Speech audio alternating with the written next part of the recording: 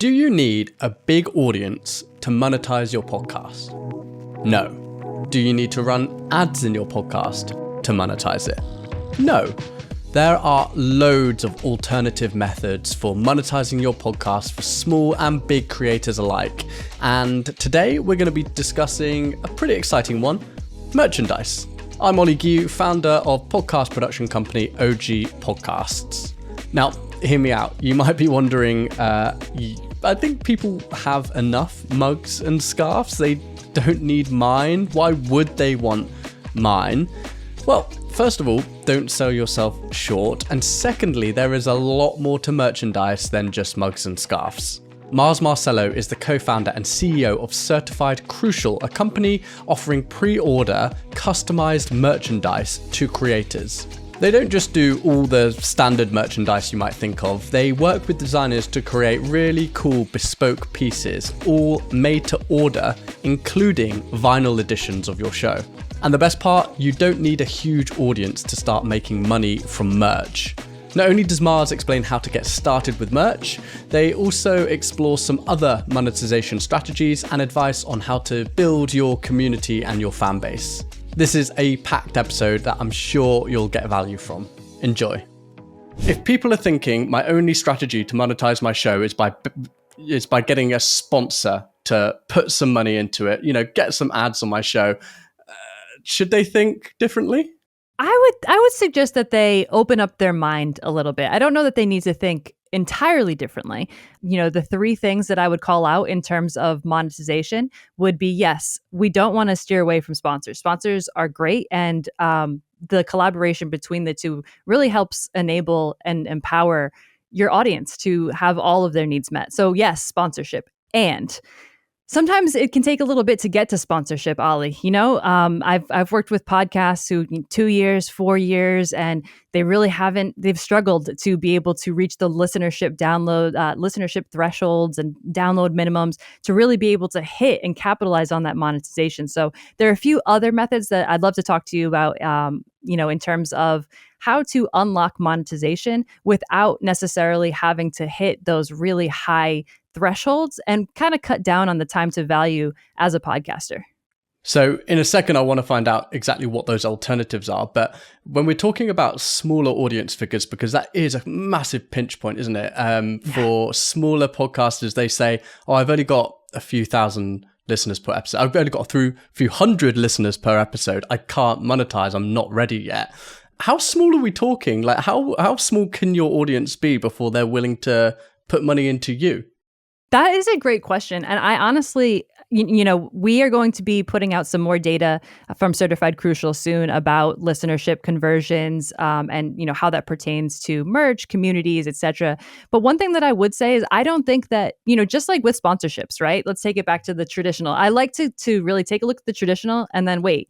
Is there something that we could learn from the traditional to bring it into the future? And one thing that we do see in the traditional is, yes, there are podcasts that do hit monetization once they hit the 10,000, but you'll also see podcasts that before they even hit record, they have some sponsorship deals, they have some brand deals because they believe in the idea of the podcast and who they're going to be reaching out to. So with that in mind, yes, you can make money off of your podcast without having, you could have 2,000 listeners per month. Ollie, I could go on a few tangents here. And so I'll try to go on them all. Go on them all. I'll try to keep it brief. I once, in a former life, I did some podcast guest booking, and I really worked with brands to get them some great coverage on podcasts. And these were all earned opportunities, right? So the podcasts didn't get any money from the brand being on the podcast. So I booked this one podcast, Ollie, and it was with an app, and they got on this podcast. It had about 2,500 listeners per month. In the traditional podcast landscape, that would kind of be seen as a smaller show and probably wouldn't be recognized for sponsorship. Got my thought leader on the podcast, and that thought leader garnished 500 new paid app subscribers to their service. So again, can you make money off of smaller podcasts? Yes, I've done it quite a few times. And so I really want to bring that back home to the podcaster. And some of the ways that we can do that are really just let them know, owning your own product, owning your own space, and allowing your community to invest in you. The same way that you're investing in your community, having the symbiotic approach only helps strengthen and empower the community, because the way you pour into people, other people want to be able to pour back into you. Fantastic. So what are those top alternative ways to getting your show monetized other than sponsorship? All right. Well, right out the gate, I want to talk about merch. Something that's really exciting about merch, and Ali, you talked about, these smaller shows. Something that we're doing at Certified Crucial, and Certified Crucial, if you're not aware, that is, I come from Certified Crucial, and we work on monetization solutions for digital creators. One of those being through merchandising solutions. Now, our merch solutions, what we have offered is a pre-order solution. So merch is a great idea for podcast monetization. Not only a great idea, but a proven strategy. There are a few podcasts that actually their entire revenue is coming from merch exclusively, especially certain podcasts that may have titles, or they talk about things that are a little less cohesive or conducive to brand safety and suitability for some of these larger brands. They have a harder time getting podcast sponsorship. So one of the ways that they actually do make money is through merch. With that being said, only 14% of podcasters actually sell merch. I pause because that blows my mind. It doesn't surprise me in a way, because I think your traditional podcaster may think merch, okay, that's a mug, it's a cap. Why would somebody want to have a mug of with my podcast logo on it? Why would someone want a hat with my logo? There's a bit of imposter syndrome there, but there is also a practical element. Who is going to want that merch? And I think it boils down to a few things, perhaps, and you can elaborate some more. But merch in the traditional sense is t-shirts and cups, but it's not just that. There's so much more to it. And maybe there is an element of just accepting that actually you may not have as much confidence in yourself as your audience does. And they have this big belief in this, even a small audience that has this massive affinity to you that you perhaps don't even understand yet. Yeah. That is such a great point. I was just literally this week working with a podcaster who told me, I just have a hard time wrapping my head around asking my audience to give me money. I don't want to, it's just hard to do that. What I say back to that, and where my mind goes, is, having worked in the data landscape of podcasts for so long, your audience wants to engage with you. Podcast audiences are some of the most engaged, if not the most engaged audiences. There are more people who listen to podcasts in the US than people who are subscribed to Netflix. People trust podcast hosts 84% more than they trust their favorite celebrity. So let's say my favorite celebrity is Rihanna, right? Like, I would trust my favorite podcast host 86% more than I trust my favorite celebrity. The engagement and the trust your audience wants to, there is data to back that your audience wants to engage with you. Like I said, you're giving so much, to be able to give something back is really something that's exciting. One of the biggest things about podcasts in general are really just the community that they forge, right? I'm having this wonderful conversation with you, Ali, right now, just because of this podcast community. It brings people together. And that is not something that is worth shying away from. It's actually something that can help bring community together. So I want to give you another example, and this will be a little bit of a peek behind my curtain here. I've worked in the podcast landscape for quite some time, and I never thought in a million years that I would join a Patreon, that I would be so invested in a podcast, both personally and financially. But it happened. And so I went to a live event for a podcast, and I looked at my partner. I said, hey, when we get there, I'm buying 2 of everything. So if you want something, you got to let me know, because I'll have to get a 3rd. So we get there. The live show is great. Awesome podcast. And they're saying, hey, merch at the back when we're done. I said, okay, great. Super excited. I am the first one in line, Ali. Okay. So really eager beaver over here. And they just had baseball hats, just one style baseball hat. I was like, oh, man. I was a little disappointed. I gave him my card. I have no idea how much it was because I just wanted it. It really catapulted my need for an understanding of what is happening in the podcast landscape with merch. And then also with that in mind, the collectible aspect, which I think we can go a little bit deeper into. You talk about podcast merch traditionally being t-shirts and mugs, and that's great. And that is something that should continue to be moved. And especially if you can, movements in terms of ideology, people love that. Those are definitely key things to bring into your merch. I'd also recommend doing custom merch, such as vinyl, podcasts on vinyl. These are things that we have seen happen. There have been a few podcasts that have done them, and every single one has sold out of their podcast vinyl, and they've made some pretty decent money on the back end of it too. So some of these more unique items are ways that I would encourage podcasters to rethink how they address merch. I've got to say, I love the idea of a podcast on vinyl. Like, it hadn't even crossed my mind until I discovered that you were doing it, and I thought that is such a phenomenal idea. I wonder if there's a type of podcast which suits that style of merchandise better, and actually whether or not getting merchandise right for your podcast is about thinking, who are my audience and what would they want? Perhaps I'm doing a science podcast and they wouldn't want a hat, but they would like...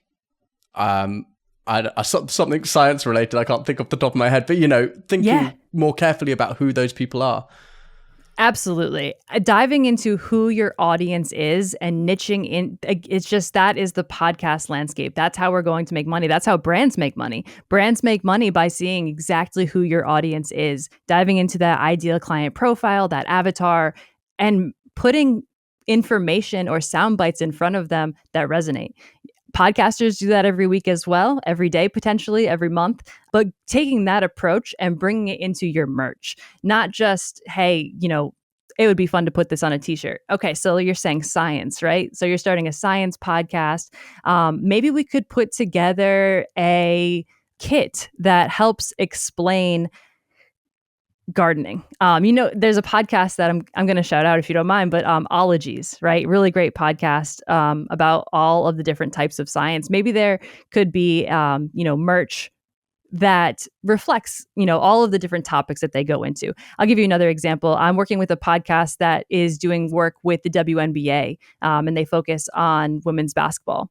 They are putting together some limited edition, and this is crucial too.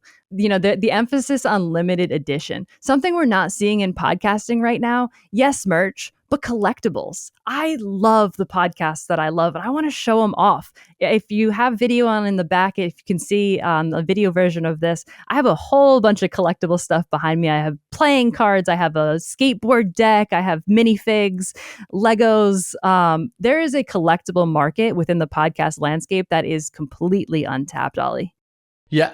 Have you got maybe like a top list where if people are struggling to think exactly what their audience wants, have you got a top list of like the merchandise that you should be at least considering creating for your show and to save yourself from having just the one baseball cap?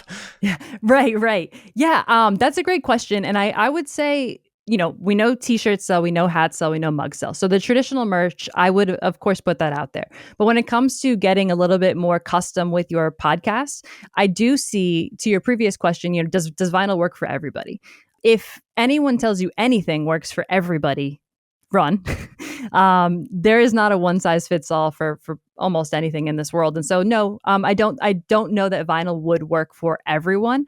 I'm willing to test, break, and try it though, because I see a lot of angles. And again, the case studies that we have seen them be successful. Where do we see them being very successful? It's just really about, again, tapping into your audience. What does your audience want? The podcast on vinyl, it could be your most popular episode. It could be the one that everybody talks about, but it also could be something private. And again, with this idea of limited run exclusivity, it could be something very personal to you, and maybe your podcast has nothing to do with you and your personhood, but this is just a limited, exclusive, intimate touch with you and your listeners who want to invest in you, who want to know more about you, to be able to have a chance to have that experience. How much money can you realistically make from merchandise? How frequently do you see smaller podcasts and bigger ones as well actually getting the buy-in from their audience for this type of product, especially if they're not doing live events? Like you say, that's a place where you've got that captive audience and you're just more likely that it's sitting on a table. It's it's there for everyone to see. So they're more likely to go over and buy something. But actually, putting down their debit card, their credit card online, that's a different, I think that takes an extra step, doesn't it, from somebody? So how big is that conversion? That's a great question. And like I said, we're going to be putting out some more data and some case studies from Certified Crucial coming in the next couple of months. What I will say, though, is, again, every vinyl study that we have seen, every case study that we've examined has sold out. I'd also circle back to the idea of the pre-order here, because with pre-order campaigns, you can have an idea of how much you are selling before you actually sell it, right? So let's think about this. You have a very small podcast audience. You want to push a Rubik's Cube, right? You have this really cool Rubik's Cube of your head that we made, and you want to sell it. Well, what we will do is we will walk you through every single step of this. How much is it going to cost to create this? How much was our suggested retail price? And then from there, we'll give you the projections on how much you will need to sell, so that you can not only hit your goal, but then also make sure that you have profit. So a lot of the times when it comes down to merchandising, you're putting out, X amount of money to get bulk orders. So maybe you have 500 mugs that just sit behind you, and you're waiting to push these 500 That's mugs. My worry. Yeah. yeah. With the pre-order, that takes it away. You don't have to do any upfront costs. None of this gets shipped to you. Your podcasts, your audience. This goes for all creators, honestly. If you put it out with the pre-order, we won't run your card until you meet your minimum threshold for the cart for you to ensure profitability, right? So if that is 25 people, if we need to get 25 people to enter the cart, we'll make sure we get 25 people. As soon as we hit 25, then we'll start running cards. Then we'll start doing orders. So I give you this insight, Ollie, to say that when it comes to upfront costs, that's a barrier when it comes to merch for a lot of individuals. Just how, you're putting all of this time into creating the podcast, especially if you're an independent podcaster, everything that goes into the audio engineering and the guest booking and all, I'm speaking to the choir, I'm sure. Yes. There's a lot that goes into creating a podcast. And so to have to add another ball to juggle when it comes to like creating merch and then, putting out money to get the merch and then shipping out, we want to take all of that away, and we are here to take all of that away. So Ollie, you could just put up some podcast merch and we would be able to make sure that, you hit your profit margins. You're not in the red when it comes to merch. You are not sitting on boxes, and your podcast, your audience gets it directly shipped to them without you having to actually do any of the heavy lifting. In a moment, I want to find out about some other strategies for monetizing, because I know you've got some other ideas as well as merch. But just finally on the merch point, is there a value in doing something where you do only expect to shift 10, 15, 20 units, but it's really high end, it's something that's you're selling for a lot of money, really unique. You talked about doing limited runs. Where's the value of doing that versus trying to shuttle off as many mugs as possible? That's a great question. And the first place that my mind goes, honestly, because I have a lot of thoughts on this, I want to enable podcasters to be able to work with brands quicker and in a much more succinct timeline. Right now, the average timeline to monetization when it comes to sponsorship is about 1.5 to 2 years to grow your audience. What I see the value in, what we at Certified Crucial see value in, is being able to add a missing element in the monetization equation that's currently out there right now. Because the current monetization, the traditional landscape is, downloads plus CPM equals how much money you're going to make, right? I would encourage limited run versus, hey, how long can we, how many mugs can we sell? Let's just let it linger out there. Maybe in a year we'll move so many mugs. If you do a dedicated short launch, this is, again, a piece of the equation that now we can bring to sponsors, brands, advertisers, and be able to show them, my show only has 2,000 listeners. And I moved 30 swords. The swords were $100 each, and I moved 30 swords. Just to be able to put that metric with podcasts in general, when it comes to advertising, there's such a question mark around return on investment and how advertisers, brands are able to see that. To be able to show them actual conversions, that is really enticing and really powerful, and something that gives a lot of power to that pre-order methodology and that limited run exclusivity. So you talked about time to monetization being 1 to 2 years for sponsorships. Could be even longer for some people. What time are we talking for people who are looking down the merchandise route? This is something that you've maybe heard a lot, right, Ollie? When it comes to podcasts, in terms of growing your audience, and this is the traditional way, I'm going to keep coming back to the traditional way of monetization. The traditional way is that you are going to grow your audience. And by doing that, one of the hurdles that you're going to come across as a podcaster is it's really hard. And again, I apologize to all podcasters for having to hear this one more time. It's really hard to get somebody who listens to 0 podcasts to start to listen to 1 podcast. So if you listen to 5 podcasts, probably it's a little bit easier to get you to listen to 6. With merch, everyone is a consumer. Everyone is a consumer. We all buy things and stuff. And I might not listen to your podcast, but I like the shirt, or I like the Rubik's Cube, or I like this game, or I like what you're doing. I like you as a person. I don't need to even listen to the podcast. So there isn't this barrier as there is in terms of getting people to listen to your show. When it comes to getting people to buy a product, if we can sit down and have a strategy call, really dive into who your audience is, create merch that is unique, personalized, custom to them, why they show up for you, the ethos of you, your brand, and we can put that out there. Yeah, we're just talking a lot more of a compelling study for you. And then moving beyond merch as an alternative, what others are there which allow you to get monetized a lot quicker, especially as a smaller podcaster? The other main way is, again, just really looking at the idea of owning your audience. And one of the ways that you can do that is through having a gated community. So something like a Patreon, a Mighty Networks. There are a lot of different community-based sites that you can work on.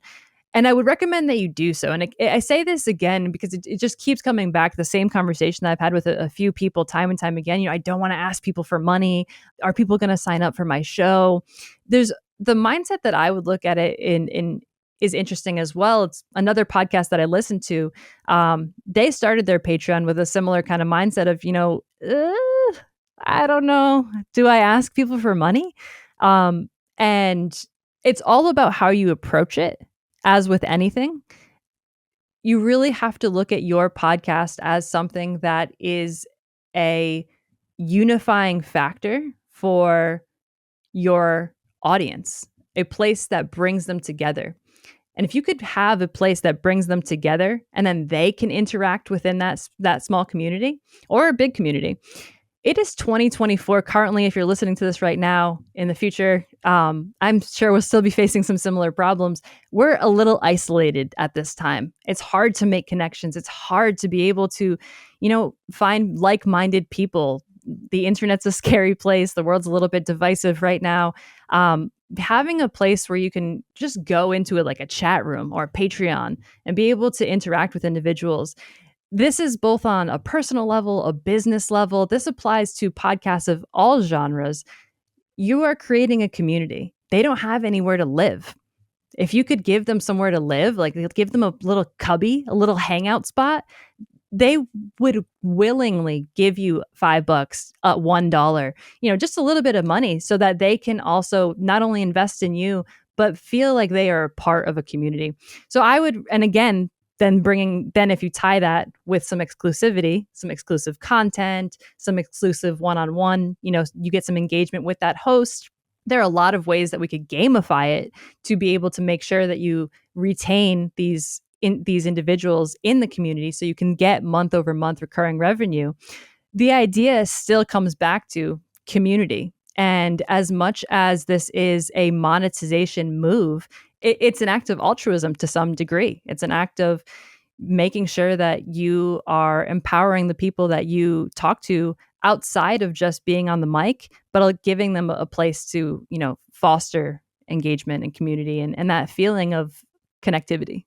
That community stuff's really interesting because I think what a lot of people find as the barrier to maybe setting up a Patreon, something similar to that, is what kind of content do I offer? Because you alluded to some of it, but what I guess what you don't want to be doing is editing an hour down to 30 and then the additional, you run the full length audio as a bonus to your subscribers, and they're thinking, well, that's the stuff you cut out because it wasn't very good. For the main version. You can do, like you said, one-on-ones with the hosts. Is there anything else, any other unique ways of leveraging your community in that situation to to convince them to put some money down, but also offer value to them when they do? Absolutely. The gamification of these communities is something that we could go 17 episodes. We're going to have to start another podcast on that one. Gamifying communities is, and I keep saying gamify, that's very intentional. To gamify a community is to, again, be able to make sure that we're retaining people. So we want to give them that exclusive access, but we also want them to not just have exclusive access for a month. We want them to have exclusive access for, 12 so that we can see 12 months of, whatever is coming in. So how do we create this exclusive content? Again, we have to dive into what people want, what they're looking for, what this podcast is about. Yes, a monthly Zoom, having that exclusive access is great. Having exclusive content. So some podcasts I know they'll put out the even episodes on out for free, but the odd episodes they're gated behind a Patreon or something like that. So having some of your content, not necessarily having to edit it down so that you're doing even more work, but really just making it so that half of the work is getting paid for. Also, some other things, again, exclusive merch, right? And so this is something that with limited runs, I would suggest and encourage you to be able to put out a monthly limited run edition of a shirt, also not a shirt, but of merch, just whatever that merch is. You could have unique merch that is dropped on a weekly basis. So something that we're doing at Certified Crucial is we also have a Certified Crucial Creator Program. We work with local artists and vendors who are makers, who do the making of the Rubik's Cubes and they press vinyl, and just people who are really hands-on with their art. We connect them with podcasters. And so one thing that I would encourage is to create a monthly limited run subscription to this merch. Courses are big in terms of what you could put in for exclusive content. If you are a B2B podcast, a marketing podcast, any type of educational podcast, having edutainment that is gated within the community, some type of course, another way to keep driving people back to the community, having leaderboards, having really just being able to. It's like if I could look at a podcast with you, Ollie, I would dive in and we would have so much fun in terms of what channels we would create. But I also like to think of Slack. And yes, having these gated areas where there's exclusivity in terms of content and in terms of access, that's great. And sometimes I just sign in to my community because there's a new movie came out that is that specific genre. And hey, did you guys hear about that? Or a different podcast that I listen to, and it's all about marketing. And it's like, hey, I know that you use the peso strategy. With that in mind, can you use it in this way? It's really about being able to just open up spaces for people to connect. And that is almost priceless. And I was thinking about going back to the events, even just online events where you're recording the podcast to an audience who are tuning in. It's raw, it's unedited. You typically think of live events as being these places where you're going in person to a big theatre, then you've got all the additional costs associated with that. But even as a small podcaster, if you've got 2,000 regular listeners and 1% of them come along to your online event, you've got 200 people sat there behind the screen, paying, £3 or £4 entry or whatever it might be. Or maybe that's too low. I don't know. I always undersell myself. But there suddenly, you can do regular versions of that. And even as a small podcaster, you can make a fair amount of money while also doing quite a lot of good, because if you were standing in front of a 200 strong audience, that would be quite amazing, actually. Right. And I think we get bogged down a little bit in listener statistics and downloads, and the fact that YouTube views are often a lot higher than podcast listeners. But when you think about speaking to 2,000 people directly, I mean, that's a phenomenal amount of people for most to be speaking directly to, I think. A lot of people, it's so interesting that you say that, a lot of people would pay to be in front of 2,000 people. So absolutely, to have the earned opportunity to get in front of 2,000 people, or to have your podcast. That's why, again, I think that, just circling back, I think that there's a really large piece of this monetization equation when it does come to brands and sponsors, that they're not seeing the conversions that they could be able to see. I want to talk a bit about that community building, and I really liked something that you mentioned that I saw on your social media, and that is the importance of naming the people who listen to your podcast. So I know that my dad wrote a porno did that with Blinkers. One of the podcasts I work on as well does the same thing. They call their audience the Dead Planeteers. Nice. It's called the podcast called Dead Planet Society by New Scientists. So you're part of the Dead Planeteers. And I think, to me, like what you said really spoke to me. It's sort of it's about giving your audience a place to be with you, and to also feel like they're part of community, and giving them a name is such a strong way to do that, isn't it? It is. It truly is. And it's just about feeling like you're in on something. Do you know what I mean? So if you were to tell me that you're a Dead Planeteer, that's really cool. I wouldn't personally know that, but if you told that to somebody else, immediately you would have this connection, right? And it's the same thing. We see it time and time again. I like to look a lot at what's happening in the music industry, and also compare that to what's going on in the audio industry. And that's kind of along with my podcast experience and having some that I've named as well, and podcasts that I'm a part of, where I'm a Shark or I'm a Diane, who knew? But there are these names that mean nothing to anybody else, but they mean so much to me. And I think, again, it's really about, in monetizing your podcast, looking at your audience as people who want to invest in you, not just the investment that you're giving. I think it's really hard in this day and age to be open to the idea of reciprocity, especially as podcasters, when we are really doing it for the good of our heart. A lot of the time, so it might even just be a hobby for some people. It's just, I want to put this information out into the world, and that it should be rewarded as well. And you should be receiving it back. And so, yeah, I think in terms of naming your podcast and naming your audience, it's just another way to have them feel like they're inside of something, like they're part of something. Not to pivot too hard, but just with this on my mind, if you don't mind, Ollie, I looked at the podcast industry, I looked at the music industry, and I just started to think, again, if I told you that I was part of the Rat Pack, or I was a Rat Pack fan, that means something to me. And then also it's like, are you thinking about Logic, or are you thinking about Frank Sinatra, Dean Martin? Like, where are you? Like, which one are we thinking of? So they mean something. They hold so much power. The Rihanna Navy, Beehive, etc. They hold so much value. Similar to monetization, not to take it back, but how do people make money in the music industry? Because it's not through streams. It is not through streams. And how are people making money in the podcast industry? It's not through streams. It is not through streams. The way people make money in the music industry is they make money through live events and through merch. So if we take a look at the podcast industry, live events are great. They're not accessible for everybody, or, feasible for all podcasters. Merch is. And the experience that you get from a live event, it doesn't have to be in person. It could be in an online live event. And that online live event could happen within your community. So really just looking at other business models, other industries, how they succeed, how they win, and bringing some of those mindsets over to the podcast industry. Yeah, I think there's a little bit of the fact that podcasters, they start out almost entirely because they have a passion for whatever they're talking about. You know, most podcasters don't start out thinking, this is going to make me millions. So They do it from a place of passion and art, and they don't want to see it as a business. But actually, the same goes with writing a book and becoming an author. Like, having a business strategy in place isn't undermining the art.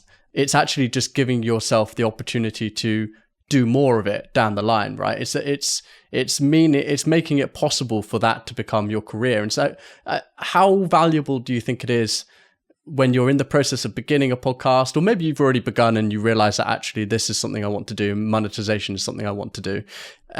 How important is a business strategy for your show? I would say strategy is everything. You really don't want to just be throwing stuff at the wall and see if it sticks. I mean, there's going to be a little bit of A/B testing, but even then, to have strategy behind how you A/B test is going to be really, really important. So the way that we can go about positioning you and your podcast in a way to make money is just start off with some of those, initial business-like questions. Who am I talking to? These are probably questions that you asked yourself when you were starting the podcast, truly. So these are questions that you probably have a lot of the answers to. It's just then taking that and making it a more concise, strategic, thoughtful approach that you're about to take. Reach out to experts, reach out to Ali, reach out to myself, reach out to people on LinkedIn. LinkedIn is a wealth of information for the podcast industry in particular.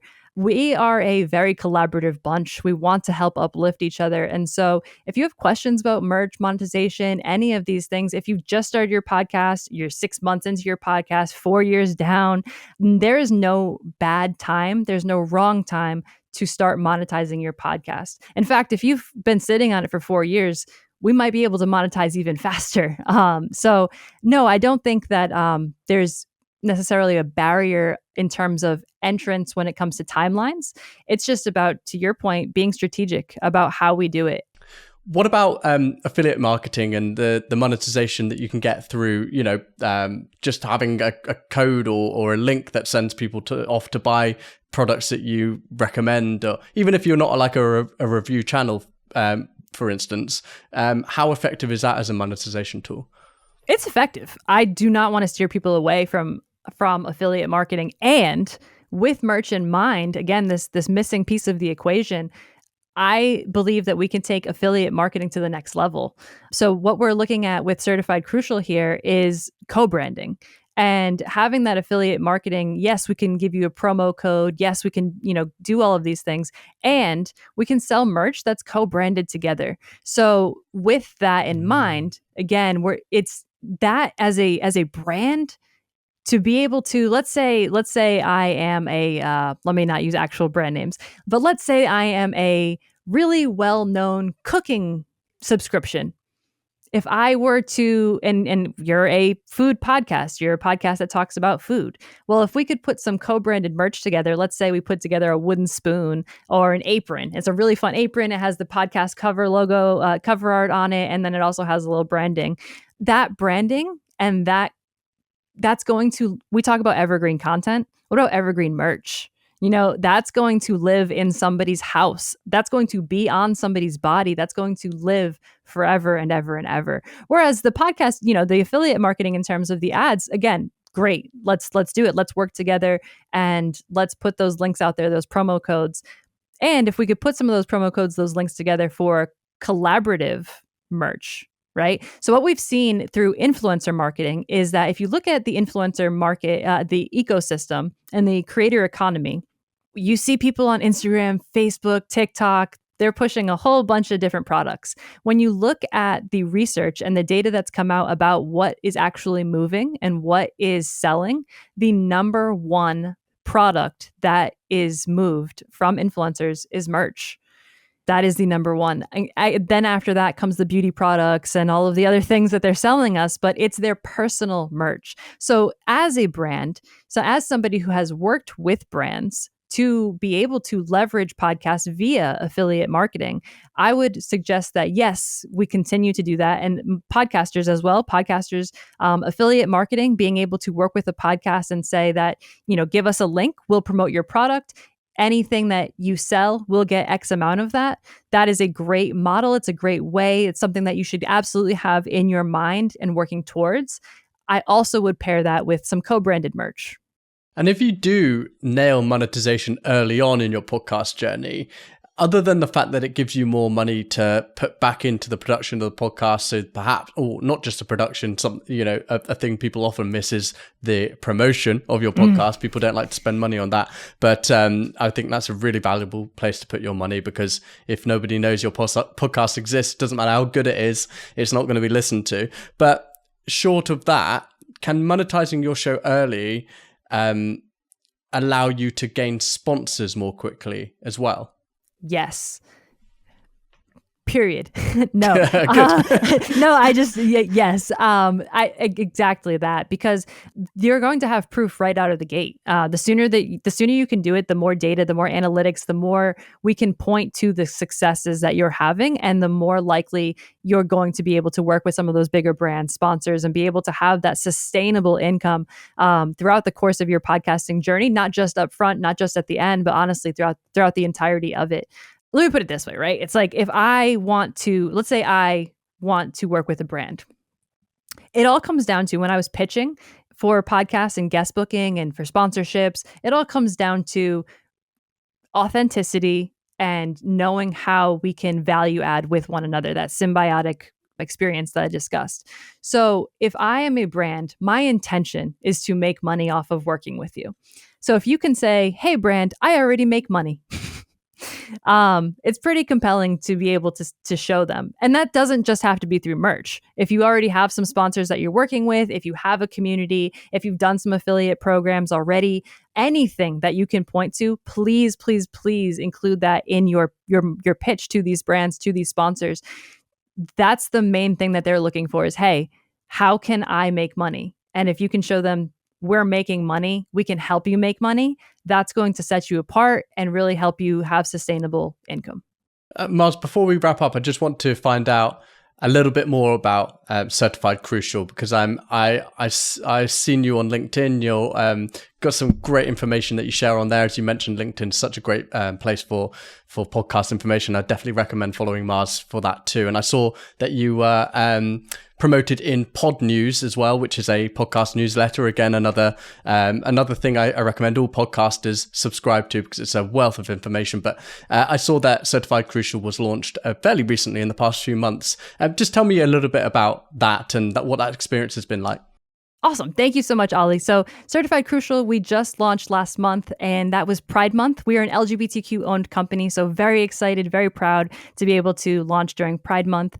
A little bit more about us. We are the people who are going to be putting podcasts on vinyl. One quick stat that I didn't get to throw out there for you, but only 50% of people who actually buy vinyl own a record player. So again, really just bringing it back to people want to be part of a community. And if you're looking for interesting new ways to connect with your community, to monetize your podcast, find us on certifiedcrucial.com, and we'll be able to, link you up or connect you with one of our Certified Crucial creators, who we can either get you on some vinyl, or again, some really unique merch items in terms of, Rubik's Cubes, coloring books, anything that is under the sun, basketballs, you name it, and we will be able to, find a solution for merchandising for you.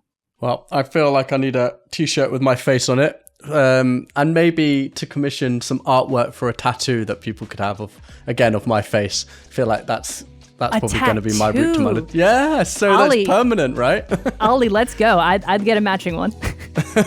Marz, it's been an absolute pleasure talking to you. You've shared a load of insights, so I'm really, really grateful for your time. Thank you so much.